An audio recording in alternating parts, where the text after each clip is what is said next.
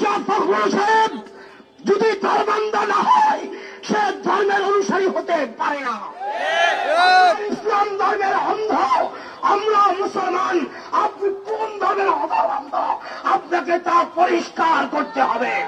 আবুল সরকার যে আল্লাহর নামে কটূক্তি করেছে তাকে দৃষ্টান্তমূলক শাস্তি দিতে হবে, ফাঁসির কাস্টে ঝুলাতে হবে। আর আবুল সরকারের পক্ষ অবলম্বন করে বলছেন বাঙালি জাতি গোষ্ঠীর উপরে আঘাত আনার জন্য ধর্মান্ধ গোষ্ঠীর আমাদেরকে ধর্মান্ধ গোষ্ঠী করে কটূক্তি করেছেন, তাদেরকে বলতে চাই বাঙালি জাতির আগে মুসলিম জাতিসত্তা, মুসলিম জাতিসত্তা মানবেন না। বাংলাদেশে রাজনীতি করতে দেওয়া হবে না, হবে না, হবে না ইনশাআল্লাহ। আবুল সরকারের যদি দৃষ্টান্তমূলক শাস্তির ব্যবস্থা করা না হয়, আমরা হেফাজতে ইসলাম প্রশাসনের বিরুদ্ধে আন্দোলন করতে বাধ্য হব। মির্জা ফখরুল সাহেব যদি ধর্মান্ধ না হয় সে ধর্মের অনুসারী হতে পারে না।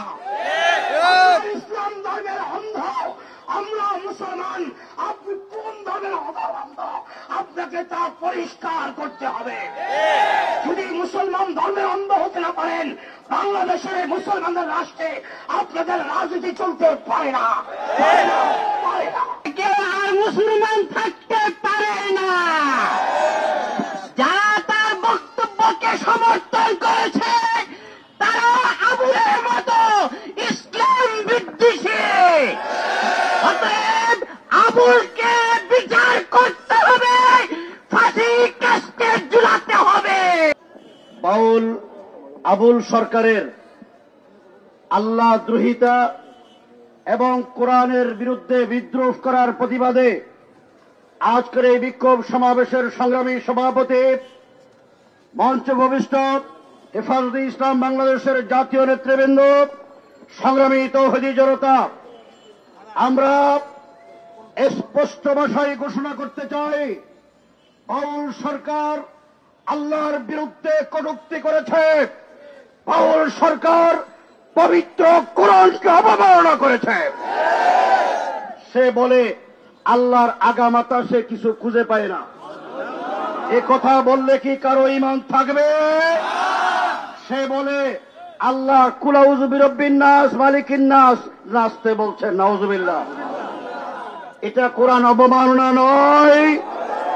আমরা দেখতে পাচ্ছি শুধু এক আবুল সরকার নয়, বাংলাদেশে বাউলের নামে শত শত আবুল সরকার আছে। এই বাউল এই সম্প্রদায় কোন ধর্ম মানে না, আপনারা নিশ্চয় জানেন। আমরা সরকারকে বলতে চাই বাংলাদেশটা মুসলমানের দেশ, আলেম ওলামার দেশ, আল্লাহর ওয়ালিদের দেশ, নবী প্রেমিকদের দেশ, কোরআনের তারক বাহকদের দেশ। এই দেশে আল্লাহর বিরুদ্ধে কথা বলে, কোরআনের বিরুদ্ধে কথা বলে বাউলরা থাকতে পারবে না।